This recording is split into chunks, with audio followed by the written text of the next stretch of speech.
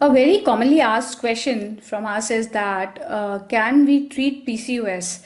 So actually we need to understand that PCOS was previously called as PCOD, and then later on we changed, not us though, but yes, the name was changed to PCOS. So which means it is a syndrome.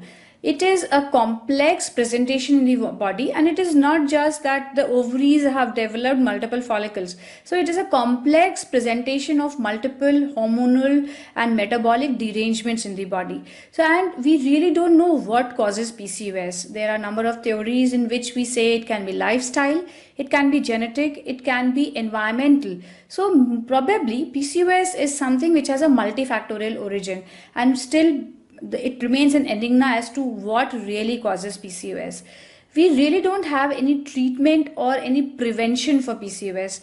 If PCOS has to happen, it will happen, and we cannot totally eliminate PCOS from somebody's system. So therefore, PCOS is not something that is a curable condition. It is a controllable condition, which means that we need to control PCOS, which if not controlled will only worsen the imbalance in the body and will worsen the PCOS and worsen the problems for the woman. So therefore remember that prevention of PCOS simply means controlling PCOS, which means that a woman should regulate what she eats so that she doesn't have excessive weight gain. The diet should always be rich in antioxidants. She should take care of her exercise, because women with PCOS tend to have a lot of weight gain, and that too very quickly, and this weight gain is resistant to weight loss. So they have to maintain their weight gain in an optimum weight in their optimum parameters.